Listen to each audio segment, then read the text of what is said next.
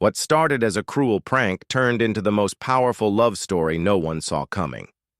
The restaurant glowed with warm amber light, filled with the low hum of expensive laughter and clinking glasses.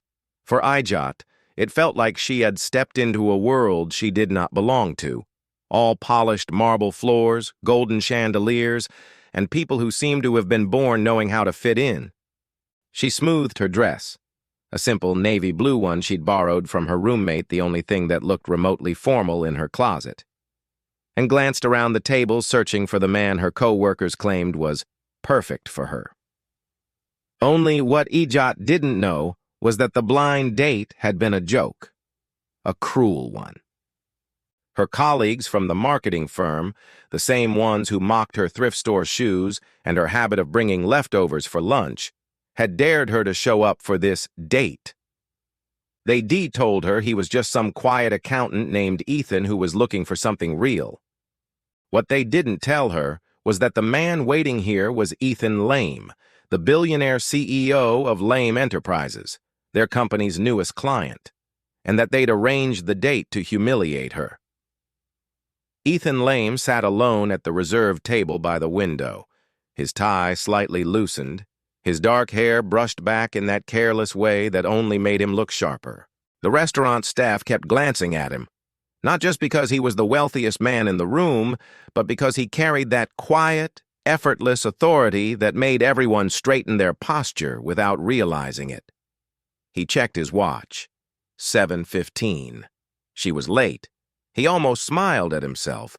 What was he even doing here? His assistant, Marcus, had practically forced him into this, insisting he needed to meet someone nice. Since his wife's passing 4 years ago, Ethan hadn't gone on a single date. His world revolved around work and his 7-year-old daughter, Lily. He didn't need romance. He didn't need small talk. He didn't need anyone. Or at least that's what he told himself. When Ijat finally spotted him, her breath hitched. He wasn't what she expected. Not some quiet, average accountant, but a man who looked like he'd stepped out of a Forbes cover, commanding yet reserved, with eyes so piercingly blue she felt they could see straight through her. She froze at the edge of the room, her heart thudding. This can't be him. But when their eyes met, Ethan stood and smiled. It was small, polite, but real. "Ijat?" he asked, his voice deep, steady, the kind of tone that held weight even in casual conversation. She nodded, trying to keep her voice from shaking. "Yes. I'm sorry I'm late." "No worries," he said, pulling out her chair. "I appreciate that you came." The small gesture caught her off guard. No man had ever done that for her before, not even as a joke. As she sat, she could feel the stares of others from nearby tables. They whispered behind champagne glasses, recognizing him. But Ethan didn't seem to care. His full attention was on her. At first, their conversation was hesitant. She told him about her job, about growing up in a small town, about how she liked sketching when life got too loud. Ethan listened, really listened. And for the first time in years, she found herself relaxing. And then he spoke. About his daughter, Lily, who loved painting on the walls more than on paper. About his late wife, who'd passed suddenly when Lily was 3. His voice softened when he spoke of her, but there was a pain beneath it, like an echo he couldn't silence. Something in Ijat's chest tightened. She recognized that pain. She'd lost her father young, and her mother's illness had forced her to grow up fast. By dessert, they were laughing, genuinely laughing, about how Lily had once tried to cook pancakes with glitter. Ethan couldn't remember the last time he'd smiled like that, and Ijat. She couldn't remember the last time someone looked at her like she wasn't invisible. But across the restaurant, 3 of her co-workers sat hidden in a corner booth, stifling their laughter. "Can you believe it?" whispered Tessa, the ringleader. "She actually showed up."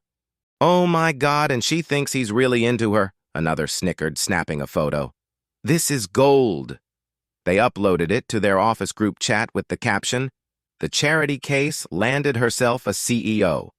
Later, when the dinner ended, Ethan walked her outside. The night air was cool, the city lights flickering like stars below the skyline. This was, she started, then paused. Unexpected, but in a good way. He smiled faintly. I'd say the same. There was a quiet moment between them. Soft, unhurried, and full of something neither could quite name. Would you like to see me again? Ethan asked suddenly. Her heart nearly stopped. You want to? Yes, he said, eyes locked on hers. I do. For the next week, they met again. Coffee, walks, long talks in the park where Lily would run ahead of them laughing. Ethan watched how easily his daughter took to Ijat, how Ijat's laughter seemed to pull him back into the world he'd forgotten existed. But then, the truth came crashing down. At the office that Friday, her manager called her in. Her co-workers were gathered around, pretending to look busy, smirking. On the projector screen was the photo, the one of her and Ethan laughing at dinner. Caption, when a prank goes too far. Her heart dropped. Tessa leaned back, grinning. Oh, come on, don't look so shocked. It was just a joke. You didn't really think Ethan Laim would fall for you, did you? The laughter that followed felt like knives. Her throat closed up.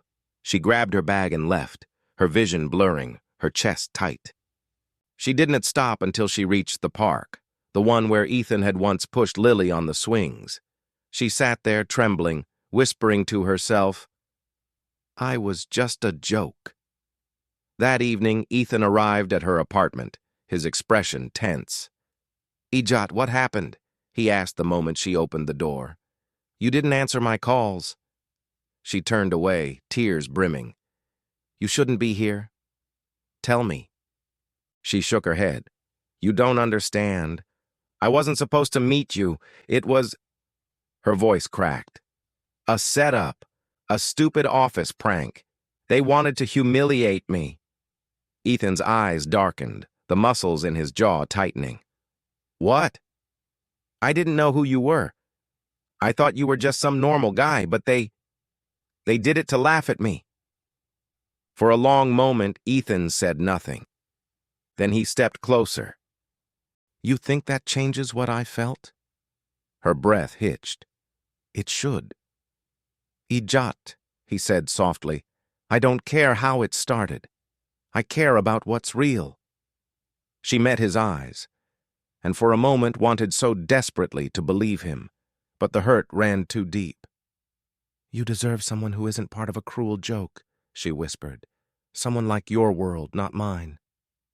And before he could stop her, she closed the door. For 2 weeks, Ethan didn't see her.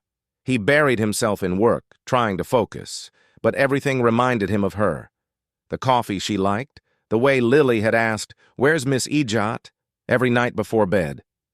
Finally, one evening, as he tucked Lily in, she looked up at him with sleepy eyes and said, Daddy, you look sad. He smiled faintly. I'm just tired, sweetheart. You miss her, Lily said simply. I do too. And that was the moment Ethan realized. He couldn't lose her. Not like this. That weekend, his company was hosting a charity gala. Half the city's elite would be there, including the same marketing team who had mocked Ijat. He hadn't planned to attend, but now he had an idea. The Laim Enterprises charity gala shimmered beneath chandeliers and golden drapes. Cameras flashed as luxury cars lined up outside the ballroom. It was the kind of event that made headlines. The powerful, the beautiful, the untouchable. And somewhere among them, Ethan Laim walked in, his expression calm but cold, every step measured with purpose. He wasn't here to mingle. He was here to make something right. At the far end of the room, Ijat stood with a catering tray, her hands trembling slightly. After what happened at the office, she'd quit. Jobs were hard to find, rent was harder to pay, and the only work she'd been able to get was temporary event staffing. So here she was, invisible in black and white, serving champagne to the same people who had laughed at her.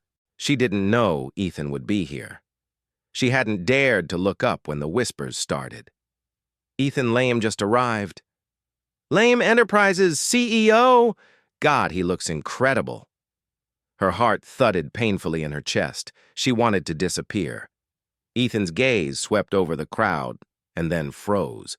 For a second, he thought he was imagining it. The soft curve of her face, the loose strand of hair brushing her cheek, the faint tremble in her fingers as she lifted a glass. Ijat. Something inside him clenched.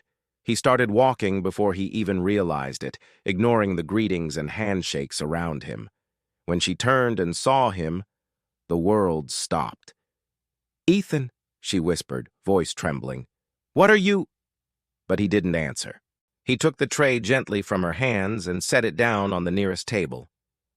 "You shouldn't be doing this," he said quietly. "You don't belong here like this." Her breath hitched. "I'm working. Please. People are staring." "Let them," he said simply. "They should." Before she could respond, he reached for her hand, warm, steady, grounding, and pulled her toward the stage. The room began to murmur. Conversations broke off. Cameras turned. Ethan walked straight to the center of the ballroom, the spotlight following him, Ijat beside him, her heart hammering in disbelief. At the microphone, he paused. The crowd fell silent. "Good evening," he began, voice deep and even. "I know tonight is about charity, but I have something personal to say." He turned, looking directly at Ijat. 2 months ago, I was set up on a blind date. What I didn't know was that it was arranged as a joke, to humiliate the woman standing beside me. A ripple of whispers spread through the audience. Tessa and her friends froze near the back, pale and wide-eyed. "But what those people didn't realize," Ethan continued, "is that she wasn't the joke. She was the most genuine person I'd met in years. She reminded me what it means to feel alive, to laugh again, to believe again." He took a step closer to her. She thought I was someone ordinary, and that was the first time anyone ever saw me instead of my name, instead of my money, and that meant more than I can ever explain. Ijat stood frozen, her eyes brimming with tears. "Ethan," she whispered, "please.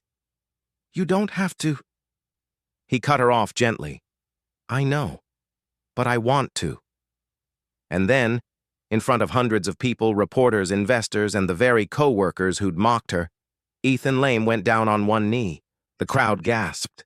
"Ijat," he said softly, voice shaking for the first time. "You came into my life when I'd forgotten what love could feel like. You didn't care about who I was. You just cared. And in a world full of people who pretend, you were real." He opened a small velvet box. Inside was a ring, simple, elegant, with a single diamond that caught the light like a heartbeat.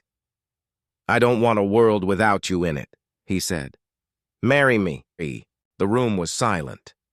Even the cameras stopped clicking. Tears blurred Ijat's vision.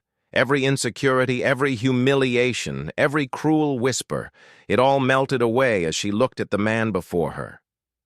"You're serious?" she whispered. "After everything?" Ethan smiled. That rare, unguarded smile she'd fallen for. "I've never been more serious." And in that moment, she realized it didn't matter how it started. What mattered was what it became. She nodded, her voice breaking. "Yes!" The room erupted in applause. Afterward, as the crowd buzzed with shock and disbelief, Tessa approached, her face drained of color. "Ethan, she stammered. He turned to her, his tone clipped. "Save it. I already know everything. I've seen the messages, the photos, the group chat." He gestured subtly toward one of his security staff, who handed him a phone with the evidence. "Consider this your last day at the company," he said coldly. "Laim Enterprises doesn't work with cruelty." Tessa's mouth fell open, but no words came. Then Ethan turned back to Ijat, his voice soft again. "You don't ever have to face them again." She swallowed hard, emotion flooding her chest. "You didn't have to defend me like that." I didn't, he said. I wanted to. Outside, the night was cool, the sky scattered with silver clouds. The flash of cameras followed them as they stepped out. But for Ijat, the world had gone still. She leaned against him, the chaos fading behind them, her heart thudding in disbelief. "Did that really just happen?" she whispered. Ethan chuckled softly, wrapping an arm around her shoulders. "You said yes, didn't you?" "I think so," she said, smiling through tears. "It doesn't feel real." He stopped walking and turned to face her fully. The city lights painted his face in gold and shadow. "It's real," he said quietly, "and I'll prove it every day if you let me." Her chest tightened. "Why me, Ethan? You could have anyone." "Because you're not anyone. You're the only one who didn't look at me and see a name or a number. You saw a person." He brushed a tear from her cheek. "And you gave me back a reason to hope." Months passed. Their story became something of a legend in the city. The CEO who fell for the woman everyone underestimated. But behind closed doors, life was simple. Laughter in the mornings, coffee and pancakes with Lily, evening walks with no cameras, no eyes watching. Ethan had never known peace could feel like this. Quiet, honest, real. One Sunday morning, he found Ijat sitting by the window, sketching Lily as she played with her dolls. He leaned down, kissed the top of her head, and whispered, "You make everything look brighter." She smiled up at him. "You make everything feel possible." Later that day, they took Lily to the park, the same one where it all began. The air was warm, filled with children's laughter and the scent of spring. As Lily ran ahead to chase butterflies, Ethan slipped his hand into Ijat's. "You know," he said, "sometimes I think about that first night. If you hadn't walked in." She laughed softly. "You would be gone home early and never known a woman who talks too much and burns toast." He smiled. "Best mistake of my life." She looked up at him, eyes shining. "You really mean that?" "Every word." He leaned in then, kissed her softly, slow and deep, a kiss that tasted like everything they'd fought through, everything they'd found. When they pulled apart, she rested her head on his chest, listening to his heartbeat. In that moment, there were no cameras, no gossip, no cruel laughter, just two people who had found love in the unlikeliest way, out of something meant to break them. And sometimes, that's how real love begins, not in perfection, but in truth. 6 months later, a quiet wedding in the same park. White blossoms, a handful of close friends, Lily scattering petals down the aisle, giggling. As Ijat walked toward him, Ethan's breath caught, the same way it did that first night. When they exchanged vows, there were tears in both their eyes. "I don't promise a perfect life," she said softly, "but I promise a real one, with laughter, with forgiveness, with love." He smiled. "That's all I ever wanted." And when he kissed her, the world, once filled with cruelty and doubt, seemed to pause for them alone. Because sometimes, love doesn't come from fairy tales. Sometimes it comes from a night meant to hurt you. That ends up saving you instead.